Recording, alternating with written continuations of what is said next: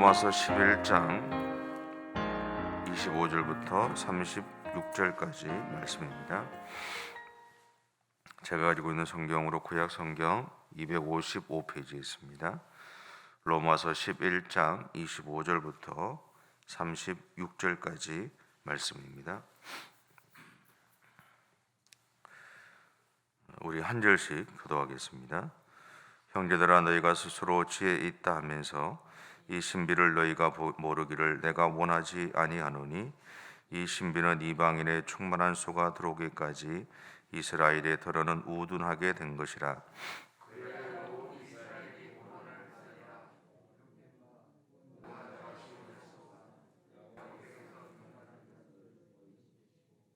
내가 그들의 죄를 없이 할 때에 그들에게 이루어질 내 언약이 이것이라 함과 같으니라.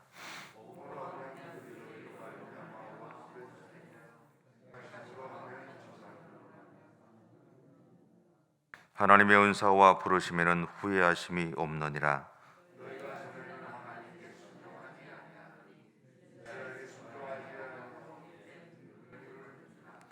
이와 같이 이 사람들이 순종하지 아니하니 이는 너희에게 베푸시는 긍휼로 이제 그들도 긍휼을 얻게 하려 하심이라.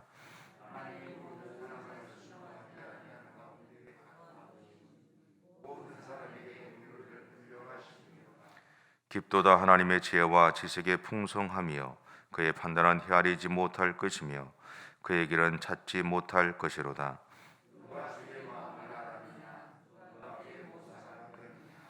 누가 주께 먼저 드려서 갚으심을 받겠느냐?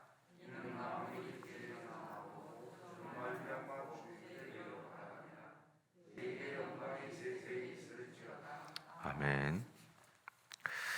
오늘 본문은 이스라엘 민족을 구원하고 싶어 하시는 하나님의 마음에 대해서 말하고 있습니다.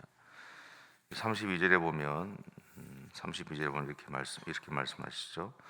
하나님이 모든 사람을 순종하지 아니하는 가운데 가두어 두심은 모든 사람에게 긍휼을 베풀려 하심이로다. 이 같은 본문을 현대의 성경에서는 이렇게 번역합니다. 하나님이 모든 사람을 불순종에 맡겨두신 것은 그들 모두에게 은혜를 베풀기 위해서입니다. 하나님은 자신에게 순종하지 않는 이스라엘 백성들을 불순종하면서 살아가도록 어떻게 보면 이 말씀만 보면 방치하신 것처럼 그렇게 느껴지기도 하죠. 이것을 이제 본문은 가두어 두셨다라고 그렇게 표현을 합니다. 이 말씀을 이래 보면서 만약에 가두어 두셨다, 방치하셨다라고 생각한다면 좀 혼란이 좀 와요. 하나님이 우리가 그냥 잘못하면 잘못하는 대로 그냥 놔두신다. 근데 사실은 하나님이 우리를 방치하신 것이 아니죠. 오히려 어떻게 보면 순종하지 않는 우리들의 모습들까지 세심하게 살피시고 그리고 관리하시는 하나님의 모습이 사실은 이 안에 있습니다. 왜냐하면 첫째, 이것은 하나님이 우리를 세심하게 살피고 계신다라는 것을 의미하기 때문이고요. 두 번째는 하나님은 우리가 연약한 존재라는 것을 알고 계신다라는 거죠. 하나님의 말씀대로 살아가야 된다는 것을 모르는 것이 아니라 다 알죠. 그런데 우리는 우리의 상황이나 형편에 따라서 우리가 하나님 앞에 순종할 때도 있고 순종하지 못할 때도 있습니다. 근데 그 부분에 대해서 하나님이 우리를 향해서 책망하지는 않으시거든요. 내가 약한 것을 알기 때문에 하나님이 우리를 그냥 인정하신다라는 겁니다. 셋째는 많은 경우 우리는 하나님의 보살피심을 받지 못하고 말하거나 생각하고 살아가는데 사실은 하나님이 불꽃 같은 눈으로 우리를 바라보고 계신다라는 것을 이야기합니다. 그리고 네 번째는 우리는 우리의 불순종이 하나님과의 거리를 멀어지게 했다고 생각하지만 하나님은 한 번도 우리와의 거리를 벌리신 적이 없다라는 겁니다. 단지 우리의 죄됨이 스스로 하나님과 거리를 두게 만들죠. 왜냐하면 우리가 하나님과 가까이 하면 할수록 우리의 죄된 모습들을 발견하게 되기 때문이고, 그 모습을 보는 것이 싫기 때문이죠. 그러니까 나는 그래도 하나님 앞에 바르게 살고 있는데, 근데 내가 하나님과의 관계가 가까이 가면 가까이 갈수록 사실은 회개할 것이 더 많아지고, 이전에 내가 눈 감고 있던 것들이 더 이상 눈을 감고 있을 수 없는 상황들이 벌어지게 되거든요. 그래서 어쩌면 우리는 하나님과 우리와의 관계를 자꾸 멀어지게, 어쩌면 어떤 하나의 선, 어느 정도의 선을 딱 지키면서 믿음의 삶을 살아가고 있는 줄도 모릅니다. 그런데 여러분 아세요? 그렇게 하는 것조차도 하나님이 그냥 기다리신다는 거죠. 책망하지는 않으세요. 우리는 그런 생각이 들었어요. 말씀을 준비하면서, 우리는 하나님에게 관리받고 있는 대상이구나.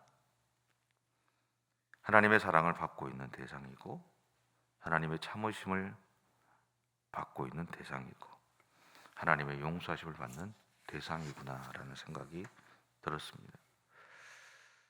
그리고 하나님은 매일 매 순간 목을 길게 베고 우리를 기다리고 계신다라는 거죠. 그래서 바울은 29절에서 이렇게 선언합니다. 29절 한번 보시면, 하나님의 은사와 부르심에는 후회함이 없느니라 라고 얘기해요. 이 말은 하나님이 이스라엘을 선택하신 것도, 그리고 오늘 나를 선택해서 하나님의 백성으로 살아가게 하시는 것에도 후회하심이 없다라는 겁니다. 내가 열심히, 남들보다 더 열심히 살아가기 때문에 후회하심이 없는 것이 아니라, 내가 남들보다 더 열심히 살아가지 못해도 후회하지 않으신다라는, 내 삶에 소위 말하는 남들보다 더 나은 믿음의 모습들을 가지고 어떤 더 나은 삶을 살아가고 그런 걸 보면서 흐뭇해 하시는 것이 아니라, 그렇게 하지 못해도, 내 삶에 어려움이 계속 있어도, 내 삶에 하나님을 향한 마음들이 계속 있음에도 불구하고 계속 의심하게 되고 불순종하게 되는 내 삶이 있다 하더라도, 그런 나를 바라보시면서 하나님은 후회하지 않으신다라는 거예요. 내가 비록 하나님의 말씀대로 살아가지 못해도, 내가 하나님의 영광이 아닌 자신의 이익이나 명예를 위해 달려가고 있어도, 내가 나만을 바라보고 살아가도 하나님은 우리에게 주신 은혜에 대해서 후회하지 않으신다는 거예요. 그 이유는요, 하나님이 나의 아버지이시기 때문입니다. 내가 하나님의 자녀이기 때문이죠. 부모는 자녀들에게 많은 것을 제공합니다. 많은 것을 가진 사람들은 그 가진 것에서 많은 것을 제공하고, 많은 것이 없는 사람들은 없는 가운데서 또 많은 것을 제공하죠. 그런데 그런 부모 중에 자녀들을 위해서 그렇게 희생했던 삶에 대해서 후회하십니까? 라고 물었을 때 후회한다고 대답하는 부모는 아무도 없습니다. 사람들 앞에서 자녀들 때문에 투덜투덜하기는 하는 사람이 있어도 속마음은 그렇지 않죠. 후회하지 않아요.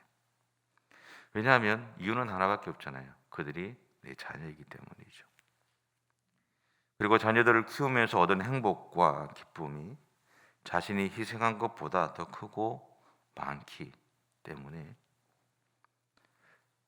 대부분의 부모들은 그렇게 후회하지 않습니다.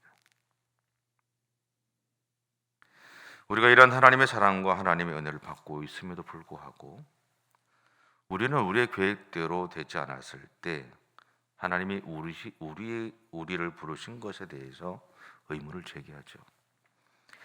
그때부터 우리 안에는 하나님의 부르심에 대한 의문과의 싸움이 일어납니다.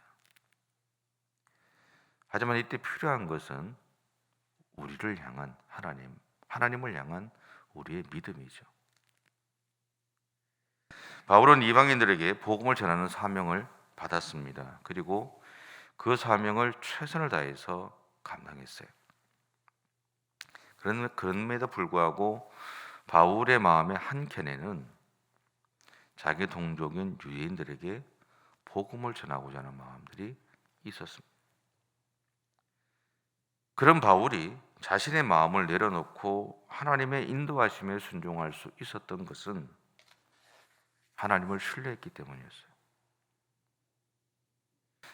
내가 잘못 살아도, 내가 하나님 말씀대로 살지 못해도, 내가 내 명예를 위해 살아가도, 내 욕심을 이루기 위해 살아가도 나를 향한 변함없는 마음, 나를 향해서 후회하지 않으시고 여전히 나의 아버지가 되신 그 하나님, 그 하나님이 계셨기 때문에 바울, 내가 존재했던 것처럼 하나님이 나에게 나의 마음 속에 나의 동족에게 복음을 전하고자 하는 마음이 있지만 나는 결국 이방인들에게 복음을 전하는 사명을 살아가고 있는데, 그렇다면 나의 하나님이 내가 그렇게 복음을 전하고 싶었던 나의 동족 유대인들을 살려줄 것이다.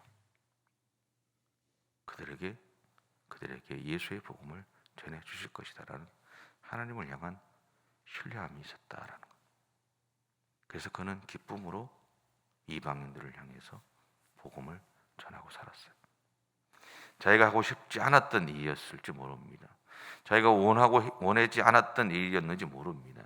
그런데 하나님은 바울은 그 일에 최선을 다해서 살아갔다는 것이죠.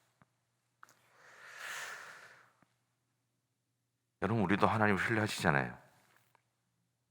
그죠? 강요는 안 하겠습니다. 시험 받지 마시고 여러분 안에서 하나님을 신뢰함을 알아요. 그리고요, 우리를 향한 하나님의 마음은요, 한 번도 변경된 적이 없으세요. 본문은 이렇게 표현하잖아요. 하나님의 은사와 부르심에는 후회하심이 없다. 이것은요, 우리가 처음 예수를 믿은 다음부터 지금까지 또 다시 앞으로의 우리 남은 믿음의 여정 가운데도 우리를 향해 하나님이 가지고 있는 동일한 마음입니다. 오늘 본문을 묵상하면서 저는 이 말씀이 그냥 확 돌아버렸어요. 이것이 제 안에 확신으로 들어왔는지는 잘 모르겠지만 어쨌든 하나님이 이 말씀을 통해서 제 안에 주셨던 마음은 하나님의 은사와 부르심에는 후회함이 없다. 내가 비록 하나님의 뜻대로 살아가지 못한다 하더라도, 내 삶에 실수가 많다 하더라도 하나님은 나를 향해서 변함없이 동일한 마음으로 나를 사랑하시고 계시고 나의 아버지로서의 자리를 지켜주고 계신다라는 사실입니다. 여러분이 새벽에 이러한 하나님의 마음을 한번 알아들여 주셨으면 좋겠습니다. 우리가 하나님 마음을 알아들인다는 게 좀 이상하죠? 근데 한번 생각해 보세요. 자녀들이 여러분의 마음을 알아주면 기분이 좋으시죠? 그렇잖아요. 우리도 자녀인데 하나님 마음을 알아들이면 하나님이 기분이 좋으시겠잖아요. 우리도 하나님의 마음을 드리자라는 거예요. 그리고요, 하나님을 향한 변함없는 믿음의 여정을 가기 위해서 노력하는 그런 하루를 보내셨으면 좋겠습니다. 기도하겠습니다. 사랑의 주님, 감사합니다. 우리를 향해서 변함없이 사랑해 주시고 우리를 하나님의 자녀로 삼은 이후부터 흔들림 없이 우리를 사랑해 주시고 우리를 지켜주시고 우리의 보호자가 되어주시고 우리의 인도자가 되어주시고 우리의 피할 바위가 되어주신 하나님, 참 감사합니다. 그 하나님의 사랑으로 인해서 오늘 우리가 여기까지 올 수 있었습니다. 또 앞으로도 우리의 삶 가운데 살아가야 될 수많은 일들이 있지만 그 삶들을 살아갈 수 있을 것을 믿습니다.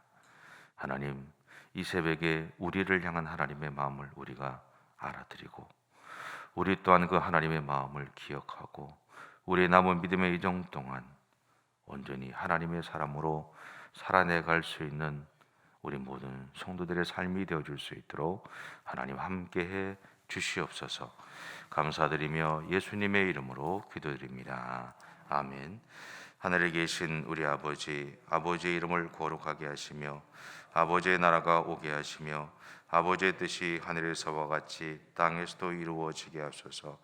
오늘 우리에게 일용할 양식을 주시고 우리가 우리에게 잘못한 사람을 용서하여 준 것 같이 우리 죄를 용서하여 주시고 우리를 시험에 빠지지 않게 하시고 악에서 구하소서.